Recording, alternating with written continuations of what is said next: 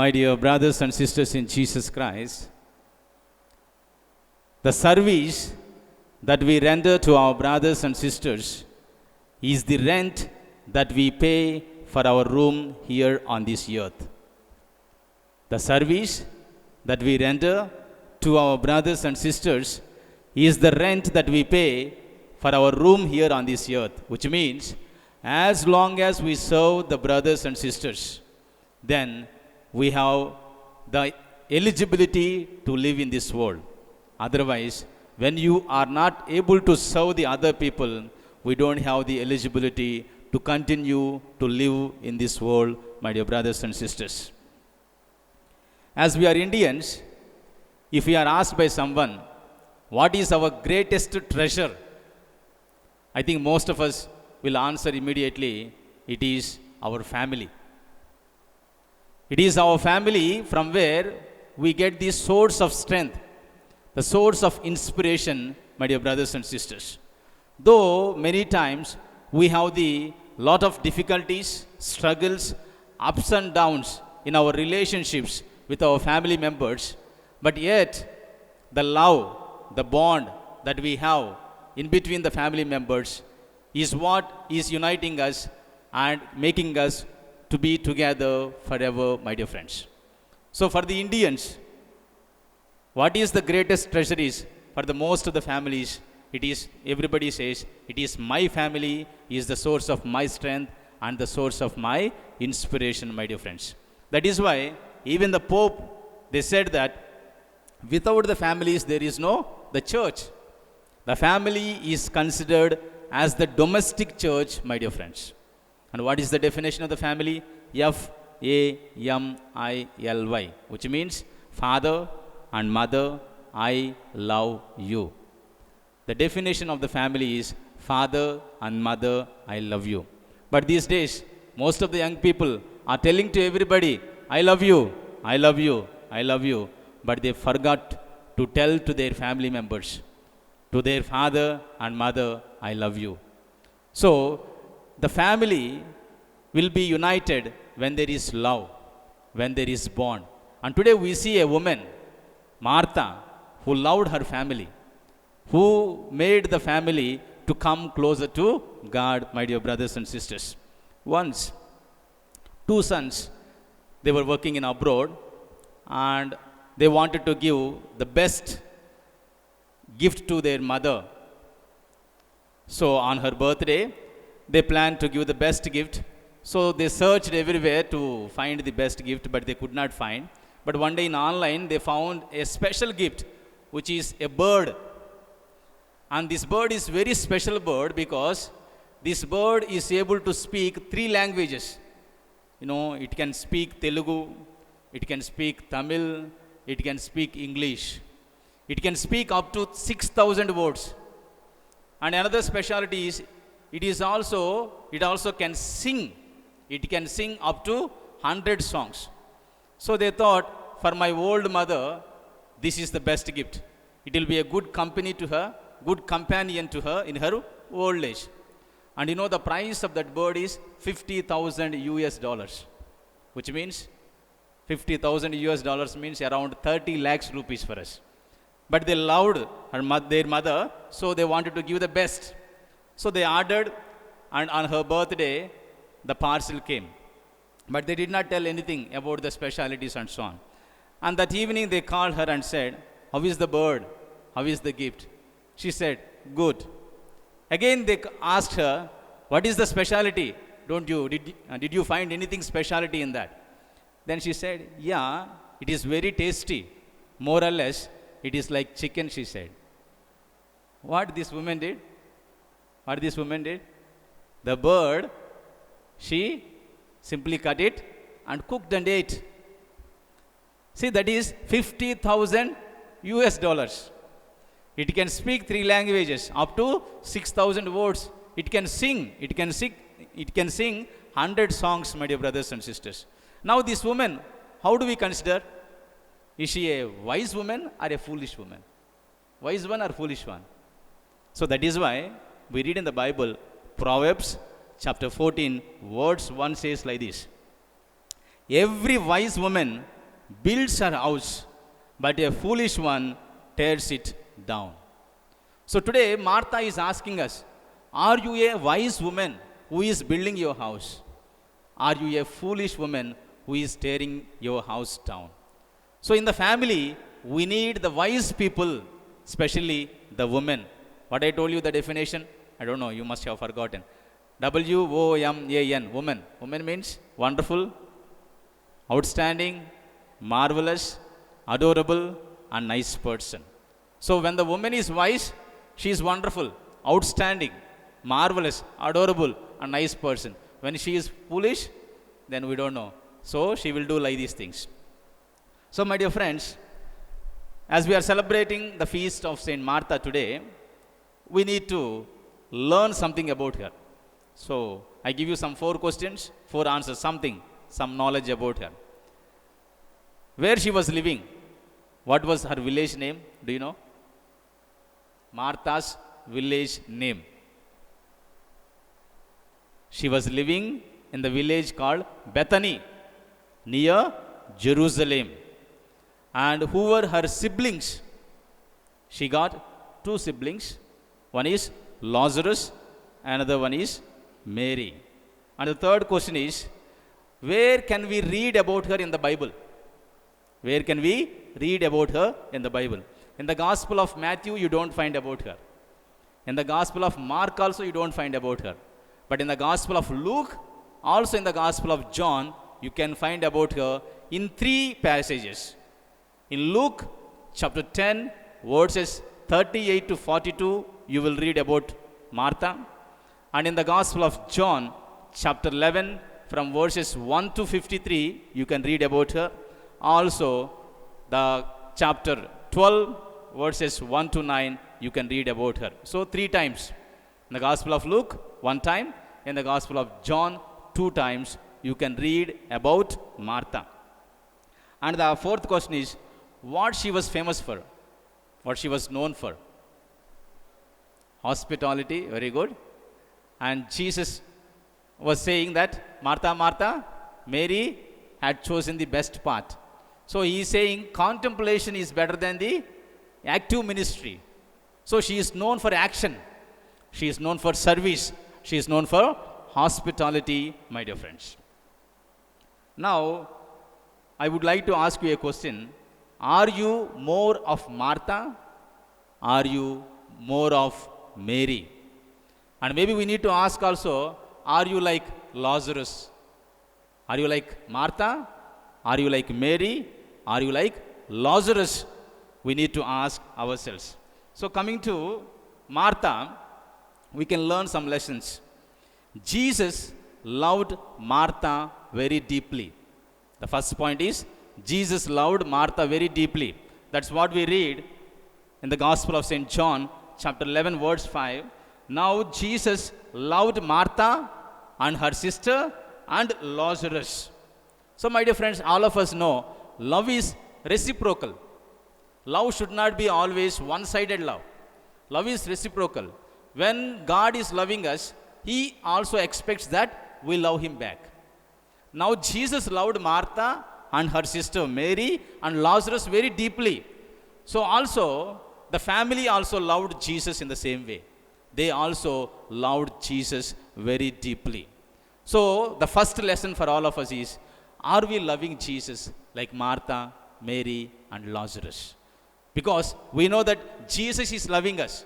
Though we love Him or not, He is loving us. But the question is, are we loving Him back or not? That is the most important question. The second thing is, the second lesson we can learn from the life of Martha is, we must learn to open our houses to Jesus.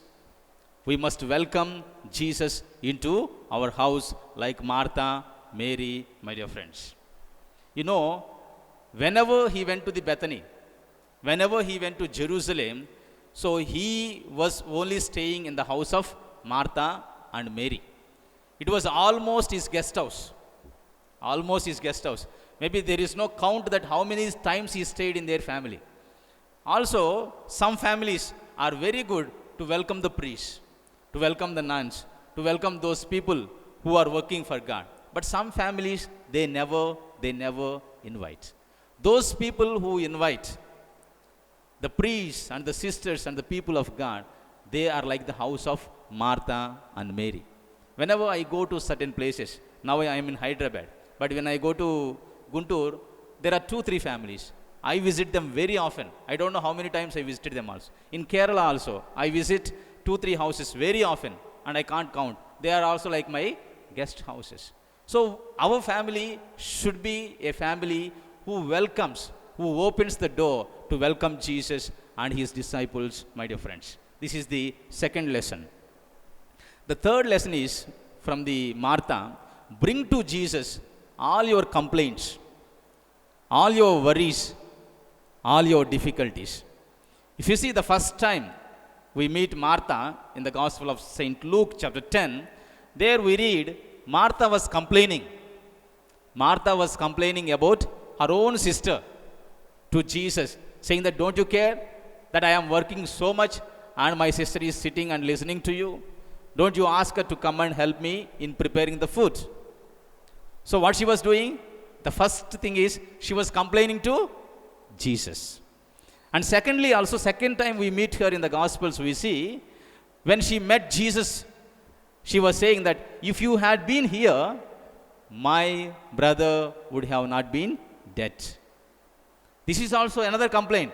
Because you are not here, my brother is dead. Another complaint. So if you see, Martha was the one who always brings complaints, worries, difficulties, sorrows to Jesus only. She was not telling to anybody and everybody. What is our problem is when we have the difficulties, struggles, complaints, we will be going around and telling to so many people. But Martha was not like that. She brought all the complaints. She brought her sorrow, her difficulties, her worries to Jesus. And at the end, she got the blessings, isn't it? She got the peace. Like Jacob in the Old Testament, he was fighting with God. He was wrestling with God. And after fighting with God, he said, until and unless you bless me, I will not leave you. Until and unless you bless me, I will not leave you. And he was blessed. Here also we see Martha was blessed. Her complaints did not go in vain. Her sorrow did not go in vain. Her worry did not go in vain. When she brought her complaints, her worries, her difficulties to Jesus, Jesus blessed her. That's what we see in the Gospel of John. Jesus raised Lazarus from the dead. And I told you also, I think earlier, how many people did Jesus raise from the dead? How many people did Jesus raise from the dead in the Gospels? So many, isn't it? So many? Too many? How many? 1? 2?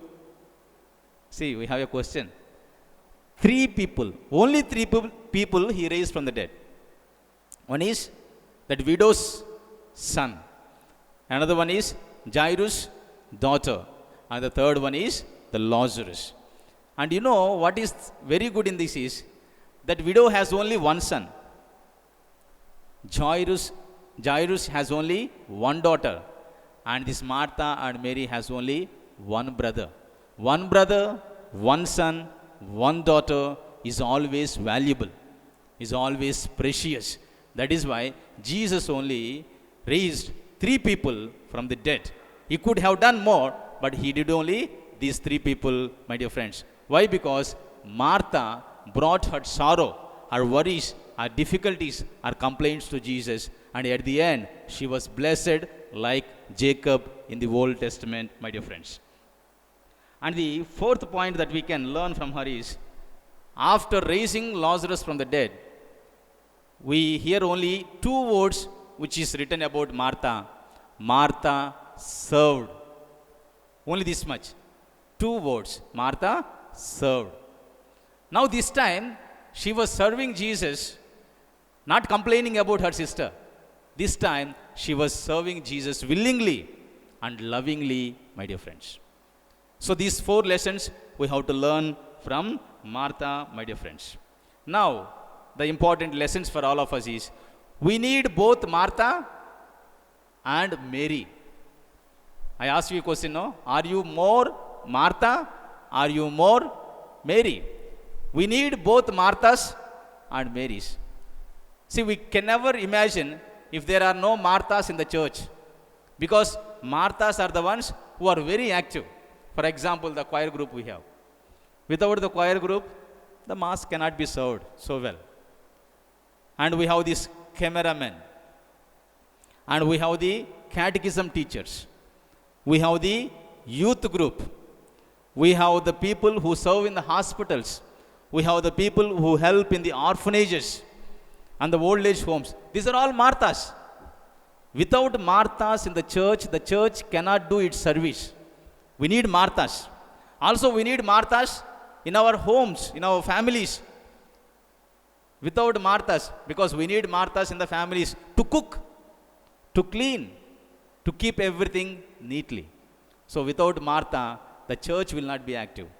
Without Martha, our families also will not be active. So we need Marthas. And also we need Marys. Mary means it is contemplative. It is prayer. We know Jesus always says, be hearers and be doers. Be hearers and be doers. So hearers are the ones who are very contemplative like Mary. The doers are the ones who are like Martha, who are active. But he never reversed the order. He never said, be doers and be hearers. He always said, be hearers and be doers. He never reversed the order. That means, which comes first? The hearing comes first, then the doing comes second. That means, Mary comes first, then Martha comes second. Contemplation comes first, the prayer comes first, then the action and the service comes second. So, that is why he said, Mary had chosen the best part. The best part is first to pray, to listen, to hear, and the second best part is to do it, my dear brothers and sisters. Vivekananda, you know Vivekananda? So somebody went and asked, what is the poison? What is the poison? Then some people answered from the perspective of science. So poison is like this. Some people answered from the perspective of medicine. Poison is like this. So they gave a lot of definitions. Towards the end, Vivekananda asked, what is poison is? The poison is whatever is excessive in your life, it is a poison. Whatever is extra, whatever is excessive in your life is poison. That means, see, talking is good. But when you talk more, it is not good. Working is good. But when you are working 24 hours, it is not good. Sleeping is good. When you are sleeping more, it is not good. Praying is also good. But when you are praying only 24 hours without doing anything in your actions, that is also not good. So he says, the poison is whatever is excessive in your life, it is a poison. Which means we need to have a balance, my dear friends. We need to be a balance. We need both. We need Mary and Martha. Don't be only Mary. Don't be only Martha. We have to be half percentage of Mary. We have to be half percentage of Martha. That is called the balance in your life. Until and unless you have the balance, otherwise you are not going to be successful in your life. Prayer is good and action is good. And we should be the people who pray and who does service in our lives, my dear friends. And as I told you, what does it mean by Mary had chosen the best path? Once one disciple went and asked the Guruji, Guruji, what is the better path? What is the best way that I can live in this life? He says that, live your life in such a way, those who know you but do not know about Jesus will come to know about Jesus because they know you. He said, I did not understand. Explain it more. Then he said that, when you are living in this world, do your duties, do your responsibilities well. But you must always have a goal. You must always have a concentration on God and heavenly things. Then he said, explain me a little more. I didn't understand. Then the Guru was telling him some examples. Well, the first example what he gave is about the tortoise. You know the tortoise? The tortoise lays its eggs not in the water, but on the land in between the rocks. But the tortoise lives not on the earth. Most of the time, it is in the water. And when it is in the water, it will be only thinking about the eggs. Where is the body? Where is the body of the tortoise? The body is in the water. And what it is thinking about? Her concentration, her thoughts, everything is about the eggs which are laid down in between the rocks. Also, he gave another example about the mother and child. Mother sends her child to the school and she will be working in the kitchen. As she was working in the kitchen, she will be only thinking about her child, how he is doing in the school. Mother is in the house, but her thoughts, her concentration is everything in the school. In the same way, as we are living in this world, as I am a priest, I have my own responsibilities. As you are a parent, husband and wife, children, you have your own responsibilities. Don't escape saying that I will be always spending my time only in prayer. Don't escape your responsibilities, because these are the responsibilities God has given to you. Do them well. Do your duties well. But always we must have a focus. Our concentration, our thoughts is about God and the heaven and the heavenly things. Is it not possible? For the tortoise it is possible, isn't it? For the mother it is possible, isn't it? Also, as we are living on this earth, let us concentrate on the heaven and the heavenly things, my dear friends. And he also told another example. All of us know the jackfruit, no? From Kerala, very famous. Jackfruit. Did you eat jackfruit? I ate several times, okay. But I never cut the jackfruit. Somebody have to cut and give me. But when you are cutting the jackfruit, you have to do one thing. What do you have to do? You have to apply the oil to your hands. Why? When you are cutting the apple, do you apply? Any other fruits you don't apply. Only for the jackfruit you apply the oil. Why? Why? Because the glue of that jackfruit may stick to our hands, to our body. So that is why we are very careful. We don't want that glue to be stick to our hands. In the same way, the Guruji also said, as you are living in this world, there will be lot of dust. There will be lot of dirtiness. There will be lot of sins. Be careful. Be alert, so that the dirt will not come into you. The sin will not come into you. As you are living in this earth, be careful. Be alert. Live like the child of God, he said. So, my dear friends, all of us knows that when we are cutting the jackfruit, a simple thing to take care of ourselves. Then why don't you take care of yourself, of your soul, when you are living in this world, he said. The world is like the water, it seems, and our heart and our mind is like the milk. The world is like the water, and our mind and our heart and our thoughts are like the milk. And if you mix both of them, what happens? Water and milk. If you mix both of them, it becomes milk water or water milk. Now, can you differentiate which is water, which is the milk after mixing it? Can you separate it? No one can separate it and say, this is water, this is milk. So we should not live in this world like milk which can be mixed with the water, but we have to live like a butter.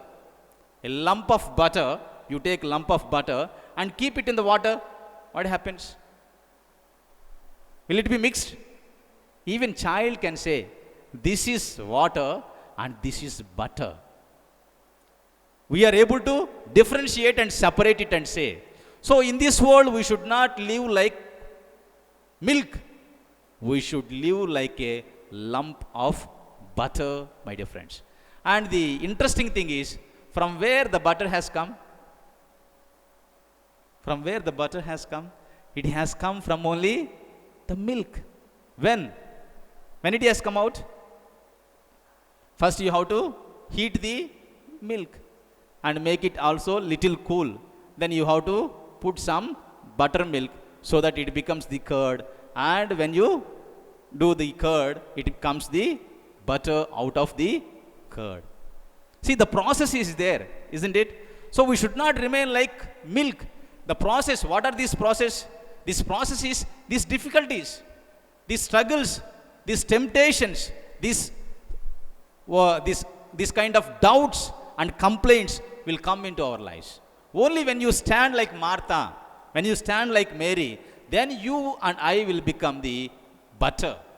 And which has got more value? Milk or butter? Which is more value? Huh? See, the butter is coming from the milk, but the butter has got more value than the milk. So when you are ready for all these struggles, temptations, difficulties, and stand in faith like Martha and Mary, when you go to the Lord, your value will be more valuable than the others. So choose to be butter, not to be milk in this world, my dear friends. So that is why St. Augustine says, what does it mean by Mary had chosen the best part? St. Augustine says, our Lord is teaching us that though we labor among many distractions in this world, we should have but one goal. We are on our way, not yet in our native land. He says to Martha, Martha, you are blessed for your good service. Martha, you are blessed for your good labor. But now you are mostly occupied of nourishing the body. But when you reach the heavenly kingdom, there you will not have the travelers whom you can welcome. There you will not find any hungry people whom you can feed. There you will not have any sick people whom you visit. There you will not have any dead people whom you bury. All these things are belonging to this world only. But what Mary has chosen is there in heaven. All these things will not be there, but what Mary has chosen? To sit and to listen and to be with God. That is why Mary has chosen the best part, St. Augustine says. So the service that we render to our brothers and sisters is only here. This service will not be there. In the heaven you are not going to feed, but instead you shall be fed by the other people in heaven, my dear friends. And finally, I would like to conclude. Who is Lazarus? Martha and Mary, we spoke. And Lazarus is very interesting. I don't know whether you heard about this. For me, very interesting. When I was reading and reflecting, I think this thought came to me. Why Jesus came late? In the Gospels it is written, Jesus loved Martha, Mary, Lazarus so much, isn't it? Now, when Lazarus was sick, they had given information to him. But did Jesus come? Did Jesus come? No. Then afterwards, they gave information. He's no more. He's dead. Now, also, he didn't come. So, 4 days he waited. Suppose, when I am reflecting, I love my mother. I love my family members. If suppose one of my family member is sick, and they have given me a call, and say, mother is sick, or father is sick, or somebody is sick. If I love my family, what I will do? What I will do? Immediately, though it is a lockdown period, I will take my vehicle and go. Okay, maybe I am busy now with Catholic Hub TV masses, English mass, Telugu mass, I am busy. So take her or take him to hospital. And afterwards, when the time permits me, I will come. But I got the news that they are expired. And will I be able to wait anymore? No, I have mass, English mass, Telugu mass. Will I be able to say? I will cancel all of them and say, you arrange somebody, I am going. Because I love my family. I love my mother. I love my father. I love my family member. So I should be there. But now Jesus loved them, but Jesus waited. How many days? 4 days he waited. And afterwards he went. I was thinking about this. Why Jesus did like this? There should be a purpose, isn't it? Jesus will do anything and everything with a purpose. Without purpose, he will not do. And what is that purpose? I reflected about it and I got 3 points. The first point about Lazarus is, you read in the Gospel of St. John, chapter 12. Gospel of St. John, chapter 12, verse 2. There they gave a dinner for him. Martha served, and Lazarus was one of those at the table with him. This is after raising Lazarus from the dead. What happened is, now they are having a function.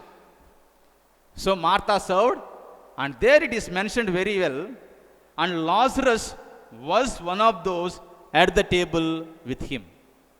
Immediately I have so many doubts about it. Before that, whenever Jesus went to Bethany, he visited their house so many times. But in the Gospels, never mentioned when Jesus was eating at the table that the Lazarus was with him. Which means, before that, Jesus was entering the house, and what Lazarus was doing? Hi Jesus, how are you? And he was going out. He was never in the house. When Jesus was in the house, this fellow was outside. He had a immediately shopping outside. He will have a important meeting outside. I have some work outside, he goes outside. That is how also it happens. No, suppose if the family members invite the priest, no, I experienced many times. When I enter, immediately the men from the family, they will have some important meetings. They will have some important gatherings. They will say, Father, I have important work, I will come back. And they go immediately.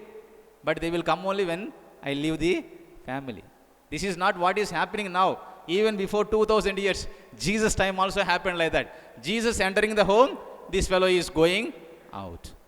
Now why Jesus came late, because Lazarus loved Jesus. There is no doubt. But Lazarus did not accept Jesus as the Messiah. Did not accept Jesus as the Savior. That is why in today's gospel we see Jesus was asking Martha, Martha, do you believe? Then what Martha said? Yes, Lord, I believe you are the Messiah. You are the Son of God. And you are going to come into this world. But Lazarus, our Lazarus, was not able to say. He loved Jesus. He considered Jesus as the friend. But he did not accept him as the Lord and the Savior. That is what we read in the book of Revelations, chapter 3, verse 20. Eating at the table. Why it is very important? Eating at the table. Listen, I am standing at the door, knocking. If you hear my voice and open the door, I will come into you and eat with you and you with me. So what Jesus was doing all these years, Jesus was knocking the door of Lazarus. Open your door. Open your heart. But he was reluctant. He was not opening the door. Now, when he died, and after 4 days, when Jesus came and raised him to life, now he opened his door. He accepted Jesus as the Messiah, as the Lord. That is why he was at the table eating with Jesus. This is the first reason. For the conversion of Lazarus, Jesus came purposefully late, my dear friends. And 2 more points I will say and I will conclude. The second thing from the Gospels only, if you read the Gospel of St. John, chapter 12, verse 9. When the great crowd of the Jews learned that Jesus was there, they came not only because of Jesus, but also to see Lazarus, whom he had raised from the dead. Now the second thing is, Jesus was there. Jesus was a famous man. Wherever Jesus was there, 100 people, 200 people, 500 people were there because he's a popular figure. Now if KCR comes, 500 people will be there, isn't it? If Mahesh Babu comes, 1,000 people will be there. So those are famous ones. Wherever Jesus was there, the people were there to see him. But here it is mentioned, the people came to see not only Jesus, but they also came to see the Lazarus. Until then, Lazarus has no value.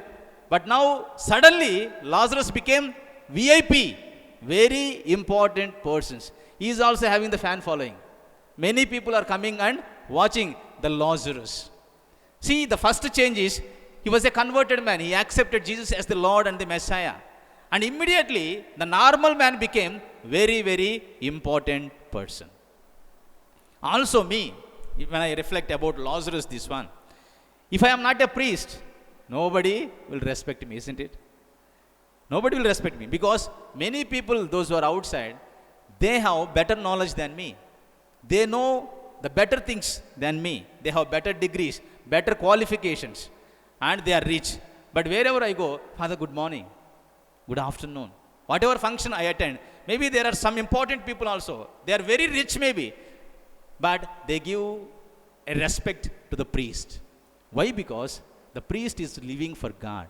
When Lazarus accepted Jesus as the Lord and the Messiah, the respect automatically came. He became very important person in the society. And the third change that happened in the life of Lazarus is chapter 12 again, verse 11.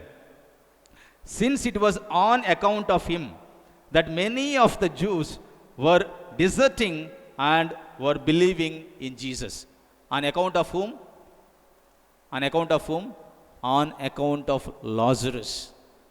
Many people left their Jewish religion, coming and following Jesus Christ. Because now what happened is, wherever he is going, he is giving witness.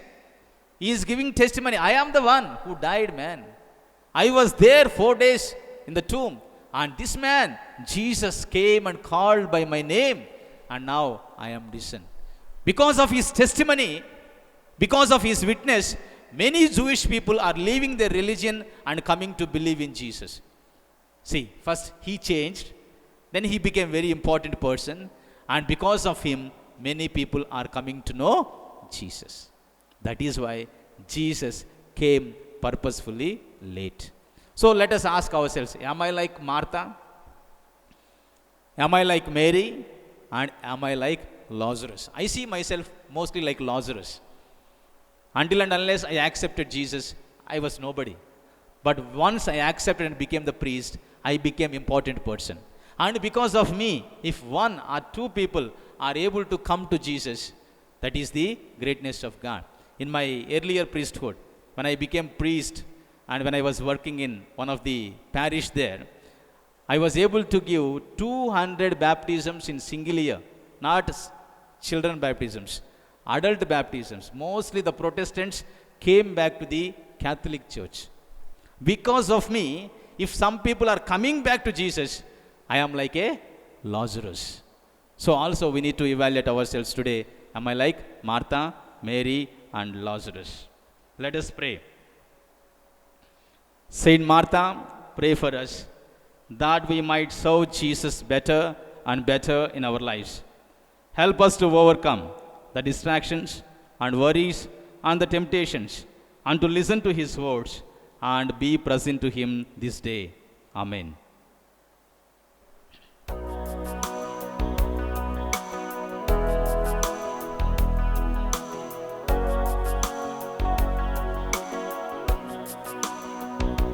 Give thanks with a grateful heart. Give thanks to the Holy One. Give thanks because He's given Jesus Christ His Son. And now let the weak say, I am strong. Let the poor say,